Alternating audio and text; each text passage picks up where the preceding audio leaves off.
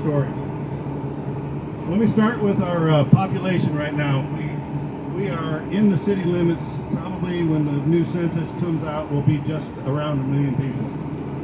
And that's a huge jump in the last 50 Amazon. They've got 55,000 chairs for high-paid tech workers in the downtown core of the city. We'll go right through the middle of it all. Bliss, all the people waiting to get on. Well, we're on the way, and those guys got to wait. Oh, they're going on the next trip. They're going on the next one, yeah. I think concrete operation, so all the materials for these buildings can be created right here on the spot. And many of them are. Of course, we still bring plenty of supplies in from China and elsewhere too. This waterfront was recently redone. We've got a seawall. But all this real estate right along here suddenly started becoming very expensive, and if it hasn't already been remodeled and built up for tech startups, it will be soon, because it was blocked off by this loud, noisy, dirty highway since the 1940s, and now they got clear, direct water.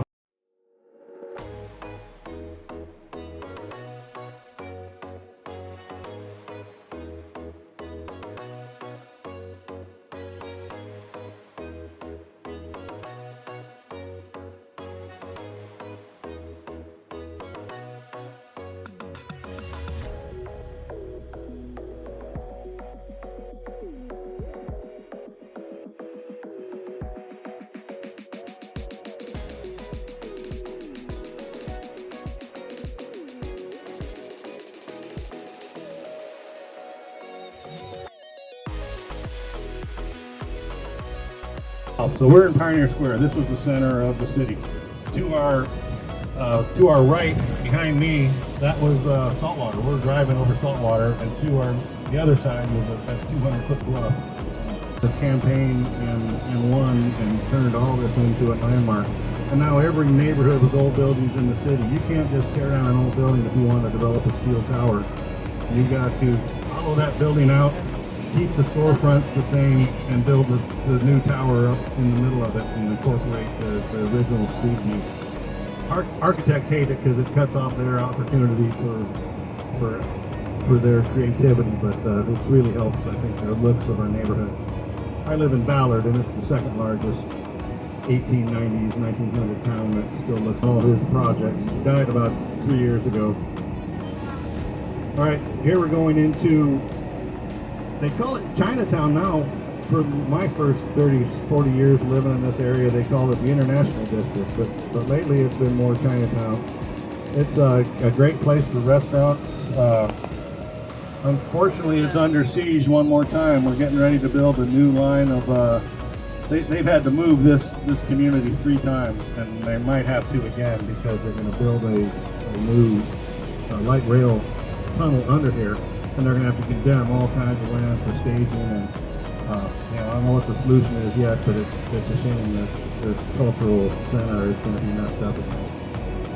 So yeah, here's Vulcan behind us. They built basically, that was Amazon's second big location. They started in a garage in Bellevue, then they moved to a hospital on a hill up here, that orange-looking Art Deco building. That was a World War II Navy hospital that was converted to Amazon's first big office complex. And they moved down the hill here, and it wasn't probably 2 years before they outgrew this one and had to move to the assay office, and it was also the immigration center. So any immigrants that came from Asia to the west coast, to the northwest coast, from Philippines, Japan, China, they went through there. That was our Ellis Island. But the, yeah, we're going left? No, left. Okay. All right, here we are in the Stadium District. The CenturyLink Field is this first one. That's the home of the Seahawks and the home of our soccer team, the Sounders. Sounders are the most popular soccer team in the league. Everybody knows about the Seahawks. Seattle's traditionally fair weather fans, but they'll show up for the Seahawks even when they're bad. But the other teams, you got to win. They bring them out. And here's the home of the Mariners, who are doing pretty good this year so far. It's been 19 or 2001 since they made it to the playoffs. I think the longest playoff drought of any professional team.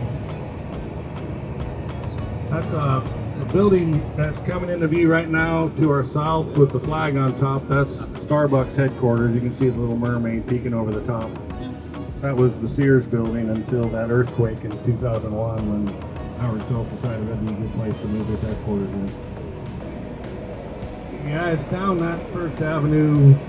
You can probably see it right as we're going through this intersection, just the second freight, and then joined up with these historic buildings. This Rainier Club, kind of the Gentleman's Club, that started as the people that helped develop Alaska. And then next to it is the Methodist Church, which is now a big recital music hall place. It's pretty cool. So yeah, to build that huge building right in that little tiny spot is always amazing to me. Here's our library. It's a pretty cool building, giant greenhouse. There's not a single stairway in.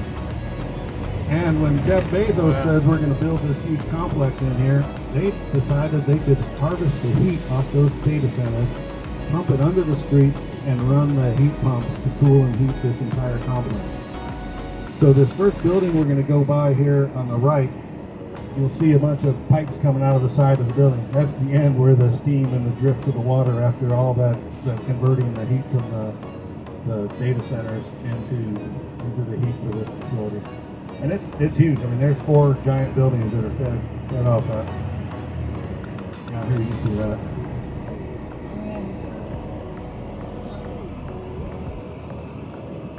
But since then, this whole area, both directions, it's all Amazon.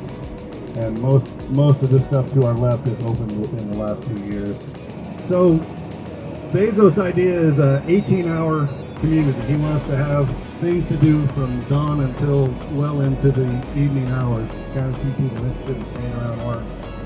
One of the things he did is he built this Spheres to our left. It's basically it's just an employee break area. There's some restaurants in there. You got to be an Amazon person before you start to go through the turnstile. But there's waterfalls and 50-foot tall fig trees and 20,000 plants. It's a pretty cool place in there. And it's just a place for the employees to go hang out. Oh yeah, don't forget there's about 1 million pounds of Wi-Fi coverage in there. They've got multiple use work areas so you can bring your work groups over there and have a different place to get away from the noise of the city. He's building the second headquarters in Crystal City outside Washington, D.C. And his structure there looks like the top of a soft serve ice cream, a big spirally thing. Oh, it's a dog-friendly town too. We've got more dogs registered in the city than there are children in the in the school system, the public school system. And Amazon, you bring your dog to work with you. There's dog walking through places. You got to watch it walking the streets around there because they don't all, just like your neighbors, they don't all pick up after their dogs. Off to our right, where those cranes are, that was the third Paul Allen real estate development that Amazon moved into. So when they reached 22,000 people, that's where they moved. And in that area, there's also a lot of biotech. The Center for Disease Control's got a huge laboratory in there. It's right in the middle of the city, and you see all these stages with little filtering antenna or smokestack kind of things on it. Okay, so here's where we have our first instructions of the day. We're going to leave here, and when we set the time, that's the time we got to roll, because we do have to keep on schedule. So it's 9:57. We need to get back on the bus by 11:15 rolling. That's rolling time. So the more you get up there on top, Going up in the Space Needle. Been higher on this trip than ever before.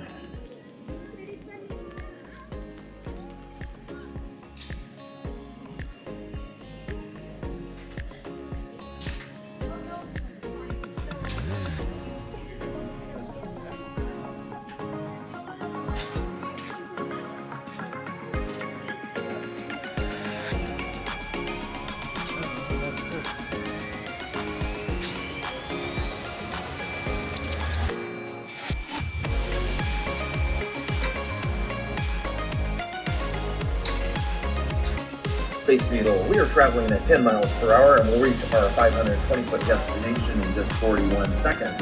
The large body of water you see in front of you is Elliott Bay, and you may see some ferry boats during your visit today because Washington has the largest ferry system in the United States, providing service to 23 million passengers per year.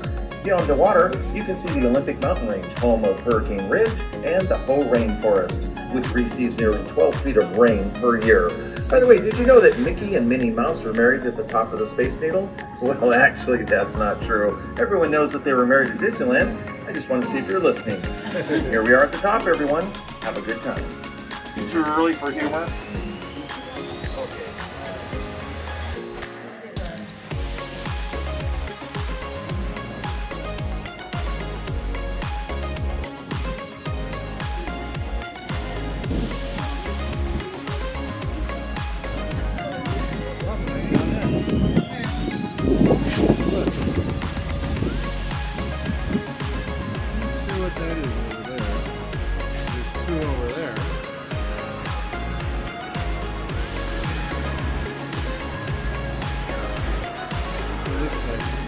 The big spiders on the roof down there. Hey, Leanne, the spiders came for you.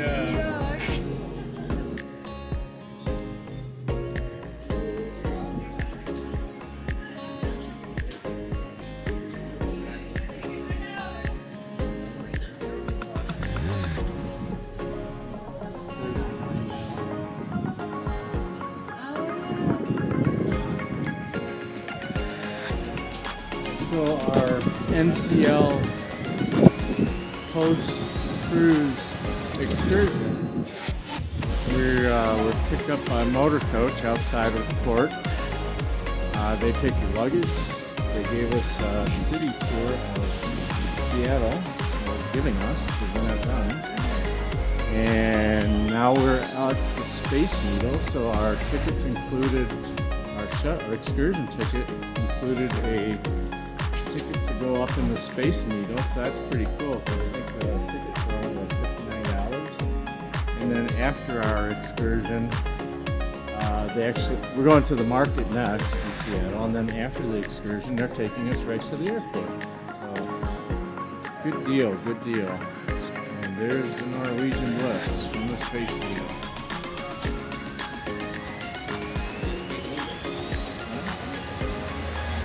Yep. Remember the mountain?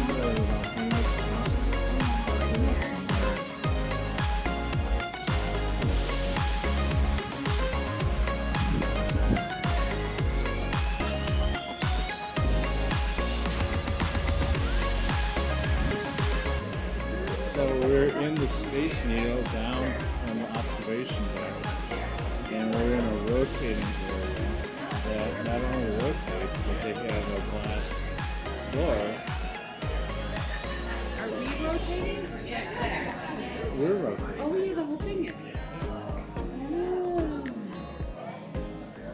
I'm walking on glass. Thing rotates. Where's that thing?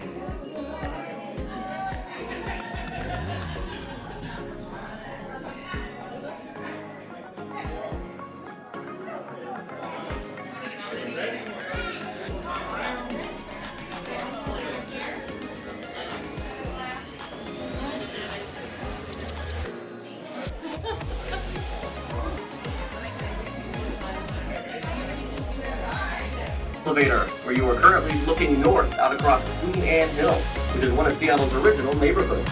The large building you see on top of the hill is the old Queen Anne High School, which opened in 1909, but is now luxury condos as of 1983. To the right of Queen Anne Hill, you can see freshwater Lake Union that connects out from Lake Washington to the east and Puget Sound to the west. It's home to Kenmore Air, where you'll see our seaplanes take off and land there all the time. Downstairs, restrooms will be to your right. The monorail, which takes you downtown, will be straight ahead, and Chihuly Garden and Glass to the left.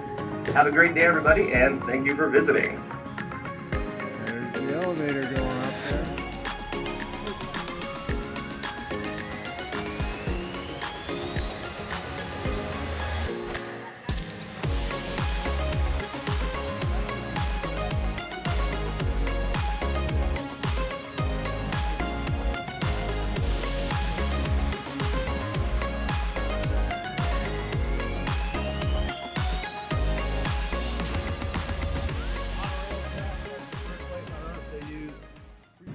We're heading over to the market, the farmer's market.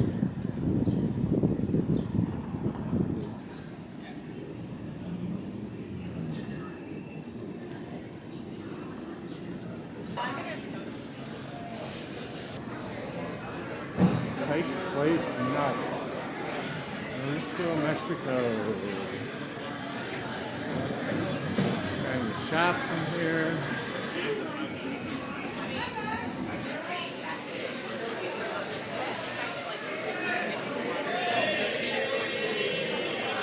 There's throwing the fish over there.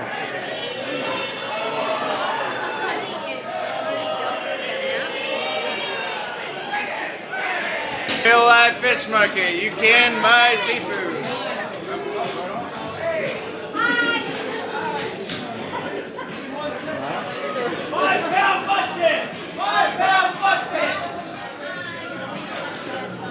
What's the matter? I don't like the smell of fish. Smells like fish? Yeah. 3块钱的。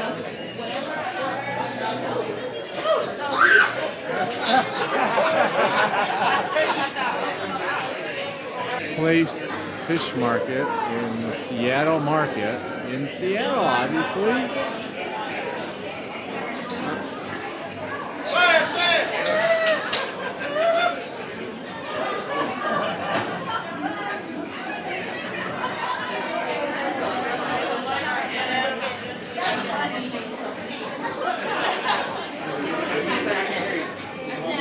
Guys, that's shipped to your house at later dates anywhere in the U.S.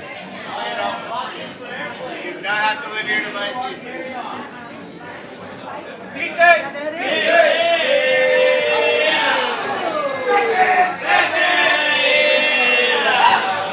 One more! One more!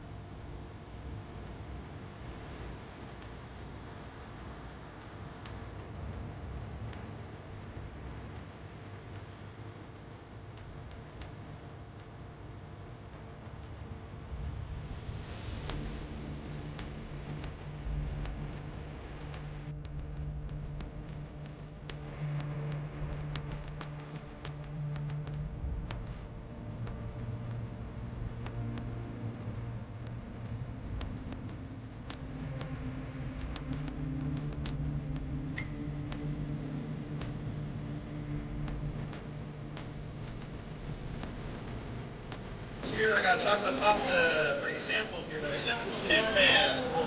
I don't know. One for me. There you go. Now, what's my camera for next? Chocolate pasta, huh? Better cooked. It is dark chocolate ingredient.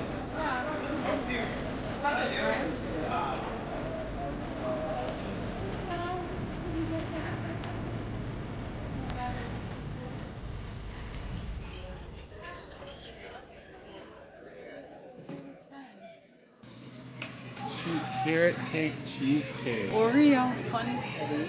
Look at there. Peanut butter and chocolate. Lemon white chocolate. Raspberry. Wow. This place must be good. Everyone's in line for something. Juice.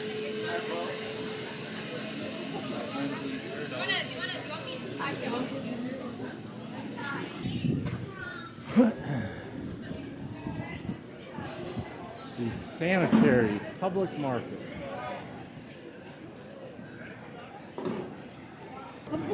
Sure. Oh my god. So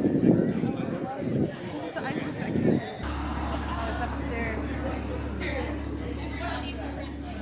If you're coming into Seattle to cruise and you need some last minute supplies, there's a Target right downtown by the Pike Place Market. And it's a 3-level. They have, escalator for the cart. Boeing is the biggest civilian employer in the area. They've got about 73,000 people.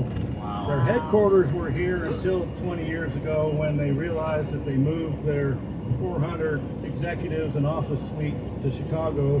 They would be away from the union stress and the pressure from the local politicians to cave and work with the union. So unfortunately they moved the headquarters, and I don't know if you've seen some of the gutter and Starbucks.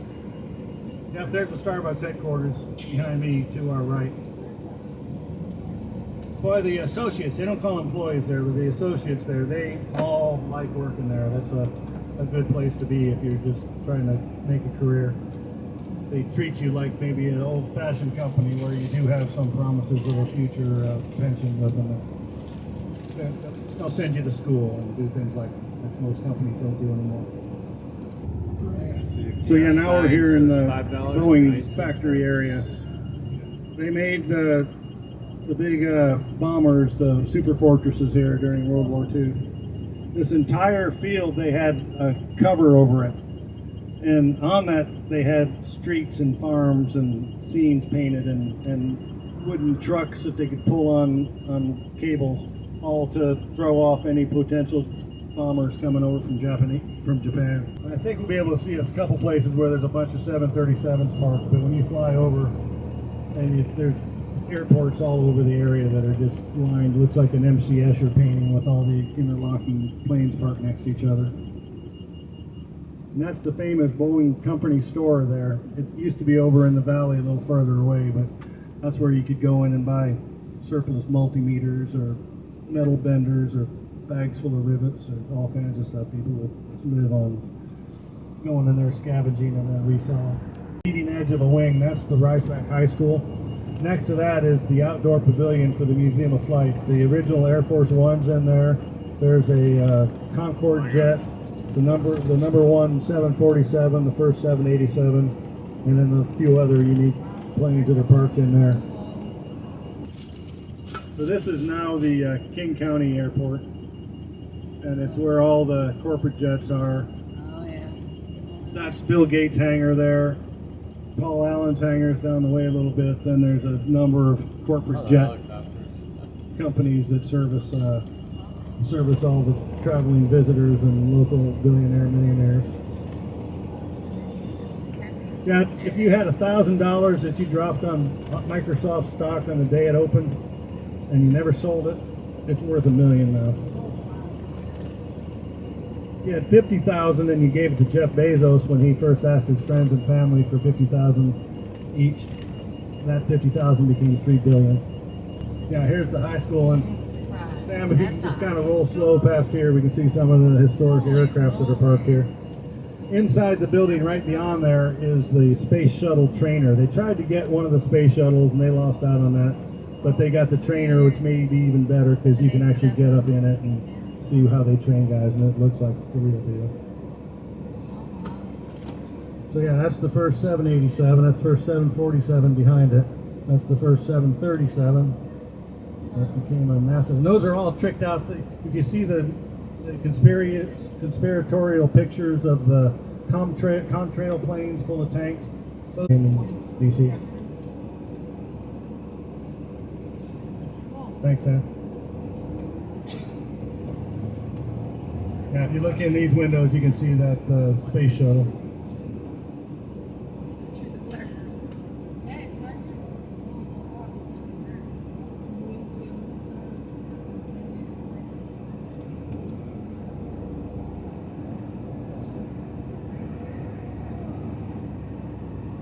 This, the red barn to our left, that was the original place where they were building the fabric winged. They would make canvas fabric and they'd rub banana oil on it. It made it very waterproof, airproof.